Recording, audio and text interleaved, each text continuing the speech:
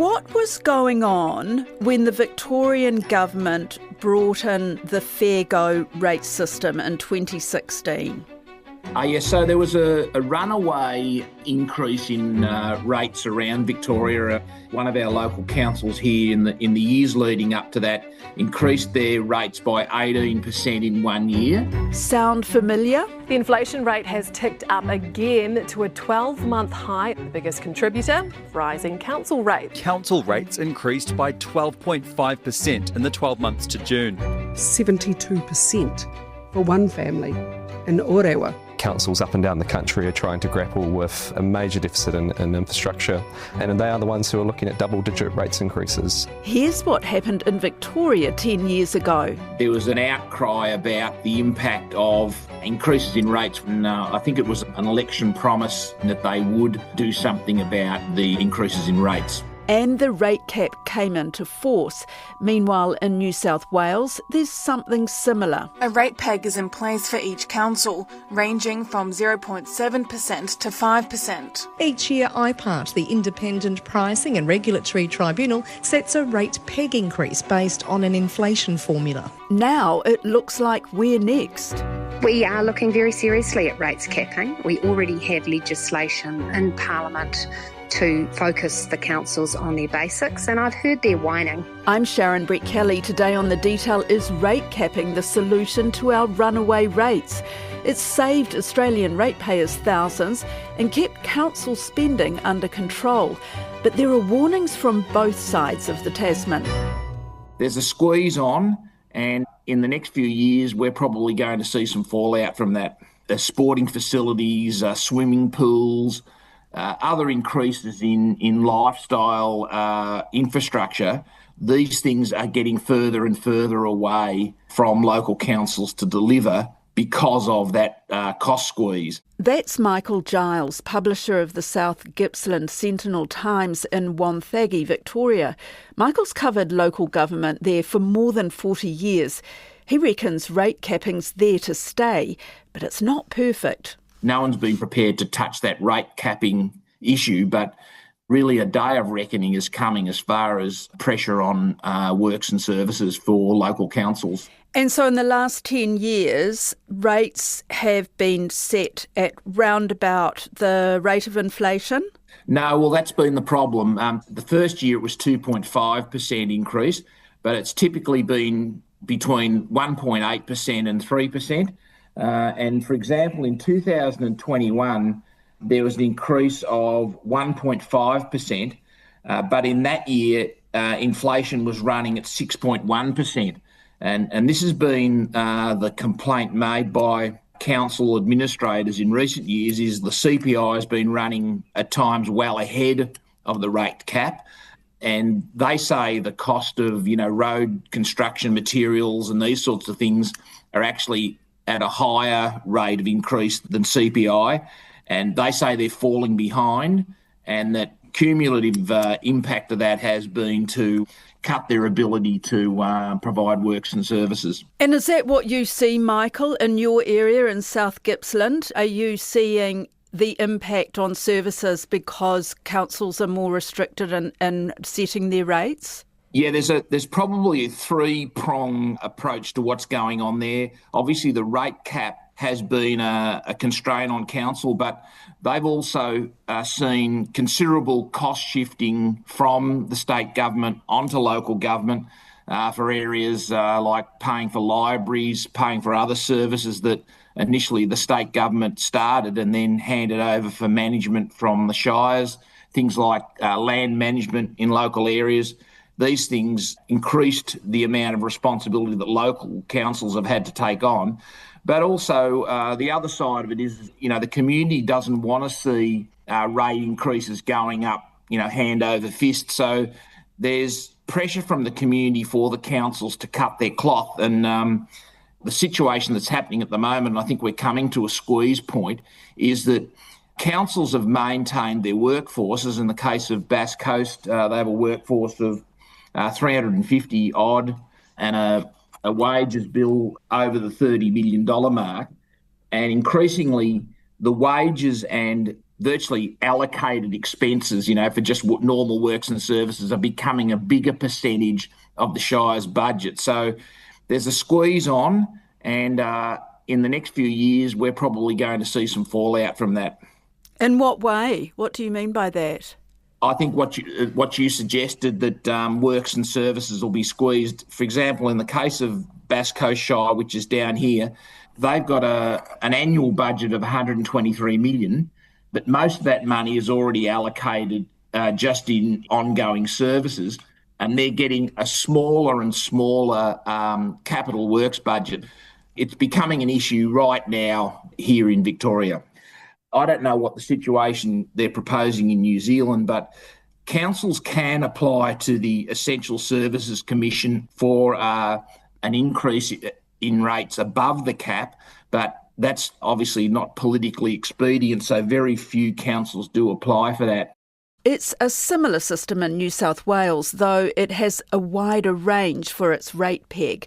This year, it's from 3.7% to 7.6%, and it takes into account population growth and an emergency services levy. Councils can apply to hike their rates higher, but it's controversial. Rate pegging has always been a sore spot for local councils. They can apply for special variation applications. But with living costs on the rise, councils are struggling with their budgets. 6 New South Wales councils have applied for rate rises, including 2 here in Sydney. We have already seen community rallies on the northern beaches where council wants to raise rates by 40% over 3 years. And in North Sydney, the council there has voted to increase rates by more than 87% over 2 years. The other thing about introducing a rate cap system is that we found in Victoria that some councils that were trying to maintain a low rating structure actually got caught out by the rate capping. So some councils that increased their rates significantly in the years prior to a rate cap coming in, they were in a much better position financially because they got the cumulative effect of that earlier increase. I said in the case of that 18% that South Gippsland increased in the years ahead of rate capping, whereas Bass Coast maintained a low rating sort of scenario, and when the rate capping came in, they got caught in that low rating scenario. So you may have councils in New Zealand that are responsible to their communities and try to contain their rate increases. They won't be thanked for that when the rate cap comes in because they'll get caught in that low rating scenario. Yeah, so you think it's a fair way of managing these increases, but it's not. Right from the start, it's not fair. It definitely has difficulties. I mean, the community, on the one hand, is pleased to see that their councils have got to exercise restraint, but there's no oversight on how that rate cap is actually going to play out in the stress on services and works in the years that go ahead. So rates is a very political issue, and particularly in Victoria at the moment, where the state government has just introduced an emergency services levy. There's been a huge outcry over it because it effectively introduced a massive increase in rates notices, especially for the farmers. It's a rate based on capital improved value, and of course, farmers who have, high capital or high value in farms, but, low income, they're getting hammered by this. The rates notices for that have just hit the kitchen table now, and it's yet to be seen how that'll play out. The government even delayed the introduction of the farm side of that, but it will come in next year. And just going back to this levy, does that come with the rates bill or is that a separate thing? No, the local rates notice comes out with a figure that's based on the value of your improved property. You also get a waste levy, and the third aspect of it is the emergency services levy. So say if the current rates are capped at 3%, how much more would you be paying for your waste on top of that? Like, would it be another 1% or? Say, for example, for my own home, if my general rate is $1,600, the waste levy's sort of $300 or $400 as well. Just for a normal home, most people will be paying over $2,000 Okay, and then there's that emergency levy as well. Yeah, sort of, and say $200 plus on top of that. But in the case of the farmers, they'll be paying, anywhere from $2,000 to $10,000 annually once that emergency services levy comes in full next year. But even with the extra waste and emergency levies, it sounds like we're still paying a lot more than Victorians. The question is, are they missing out on anything? Jennifer Anderson is the president of the Victoria Municipal Association and a local councillor. We all acknowledge rate capping is here to stay. It does offer a sense of security to the community, but the mechanism through which it has been delivered and the difficulties that councils face if they need to have more money and apply for variation, there are things that could be improved there to make it a more workable system that the community can understand and that makes councils more financially sustainable to provide the services that the community expects them to provide. And if you're in an area where there isn't any other service provider, councils kind of step in and provide those services, and you've still got to maintain your roads and your buildings. We're getting more storm events that you have to, work through. What if a council's been hit by a bad storm or, say, terrible fires? Is there any flexibility within the system for that council to go to the government and say, we need to hike our rates beyond that 3%, say, for this year? Well, yeah. I mean, certainly with the storm stuff, you can claim if it's declared through the federal government disaster relief fund. But yes, we've had 2 councils, I think, last year applied to what's called the Essential Services Commission, who sets the rates, for an increase in their rates above the cap. But you must test it with your community and you have to show evidence as for a need as to why you need to have that increased rate cap. So you can do that, but it is quite a long process. In your own council, have you had to cancel any services or close anything up because you just don't have the same income? Like many councils in Victoria, many councils decided to exit aged care services because of the federal funding mechanism. Many councils have also chosen to exit provision of housing. So there's quite a lot of services, my council and others, that have determined that they can no longer offer particular things. So some councils don't provide kindergartens where they used to. Some may decide that in terms of maternal child health, they don't want to provide it anymore and somebody else will. So they're never easy decisions. And the majority of councils, if they make a decision to exit a service, will try and ensure that there is an alternative provider of that service available in the community. It's interesting where most of the money is spent. I read an article that employee costs make up about 60% of a council's budget. Is that correct? Yeah, that sounds about right. I don't know the exact specifics, but because there is so much work that has to go on, I mean, you've got your local laws that have to make sure dogs are on lead, you've got your checking that permits are done, your planning staff to issue permits, you've got your parks and gardens crew to maintain, you've got your road crews to maintain your roads. So it does take an awful lot of staff to provide those services. So what advice would you give to our minister here if he was going to ask you? What advice would you give him about bringing in a policy that involved rate capping? So you need to ensure that they've got other mechanisms of getting funding if you're going to rate cap. So funding coming from the federal or state. I don't know how it works in New Zealand, but there needs to be other untied sustainable funding coming through. And you really need to look at the mechanisms you're using for your rate cap and look at the individual circumstances of the different councils rather than just a global, this is the amount, and don't just link it to CPI.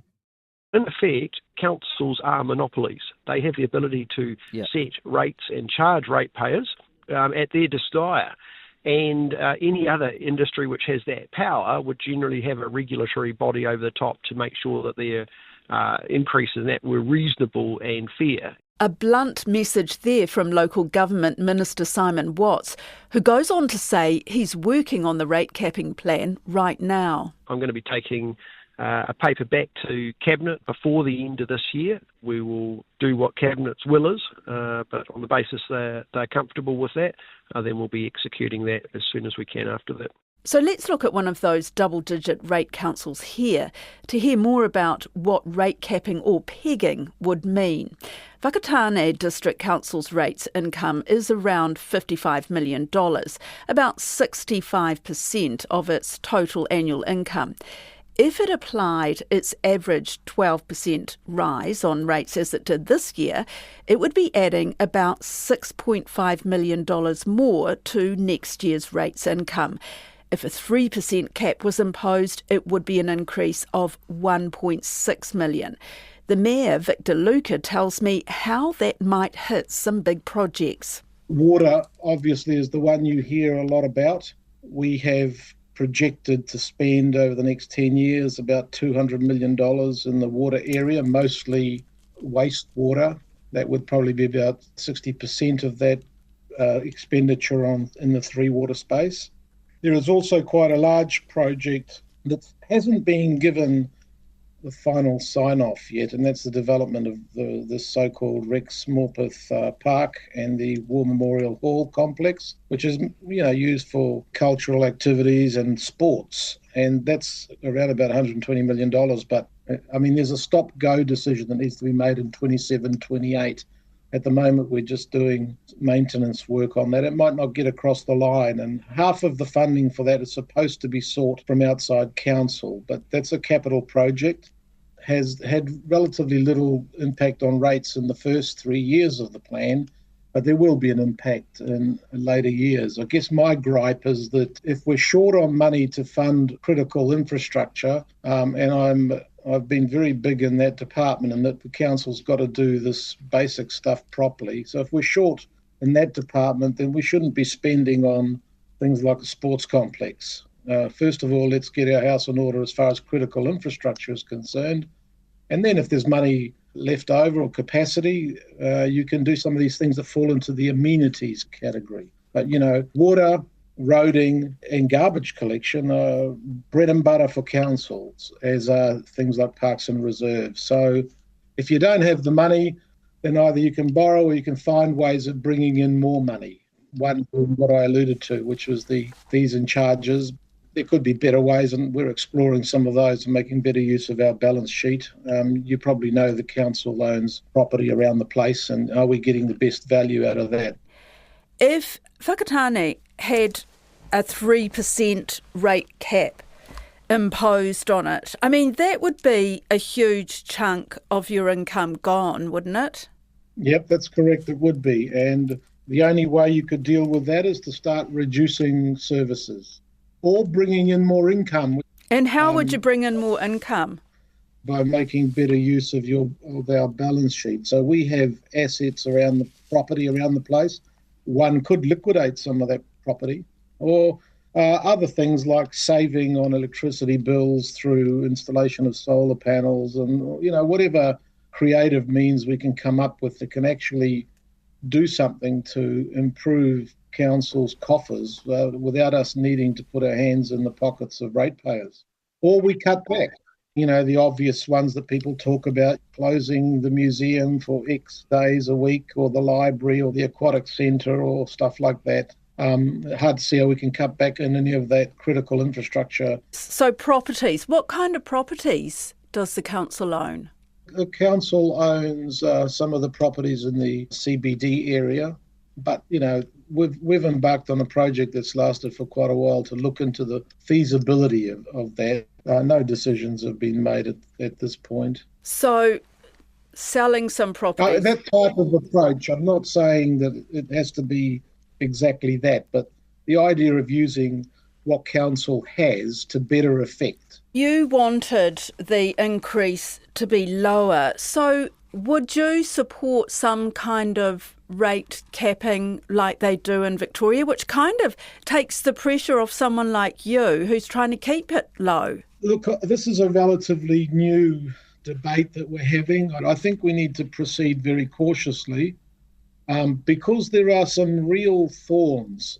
And it comes down to this inflation issue that is not properly addressed Inflation is the number that we see. We're around the 2 to 3% mark at the moment. That is a rate, which means that inflation's cumulative, it's compounding. Annual inflation reached about 7.2% in New Zealand. The inflation that worries the consumer is the so-called consumer price index, which is just an arbitrary basket of goods and services.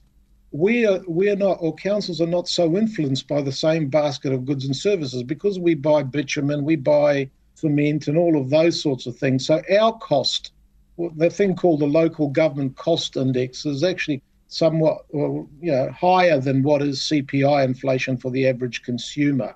So if we go by the CPI inflation, we'd be quickly falling behind what our actual costs are. And that puts us in a very fragile position, actually. And I'm not keen on the loss of local decision making that this sort of rates cap would imply, because it would be done by some organisation that sits above us, which is now becoming quite distant from the actual average district resident. What we should be doing is getting our own houses in order, in a sense, capping or limiting ourselves according to some proper calculation of what affordability is, taking countermeasures to protect those people that are more marginalised or in difficulty, those people on fixed incomes. And so we need to exhibit fiscal self-discipline. That's the message, isn't it, from this coalition government, which some councils have hit back at? Yeah, I'm all for it. If you look on our website, you'll find a document that I wrote, and I had said things like live within our means, keep rates affordable, focus on critical/core infrastructure. Let's not be adding additional staff. 60 to 70% of what we spend on is critical infrastructure. I guess the debate is that 30 or 40% that's left over. There's the option of redirecting that to more core infrastructure. And so I found myself a few months down the track, the government saying the same things that I was saying, actually. And I consider myself a left-wing socialist. Talking about debt and borrowing more, the credit ratings agency Standard & Poor's has been looking pretty closely at councils' debts versus their income and may downgrade some councils. It's already downgraded a few. Does that worry you? Because if you're saying that borrowing is an option, are you supportive of borrowing more? I think it's a necessary evil up to a certain point. And you've heard about the US debt, $37 trillion, and how they're spending $1 trillion a year in debt financing costs and interest costs. Well, you don't want to get into the situation where you're paying so much in interest that it's eating into what you can do. So in general, I'm not in favour of borrowing. My own household situation, I like to say, no debt. But it's a necessary evil. Governments borrow, local governments borrow. But I'd err on the side of conservatism. That's all for today. The Detail is a newsroom production supported by RNZ and NZ On Air. Thank you to Michael Giles, Jennifer Anderson and Victor Luca. This episode was engineered by Jeremy Ansell and produced by Gwen McClure. I'm Sharon Brett Kelly. Mā te wā.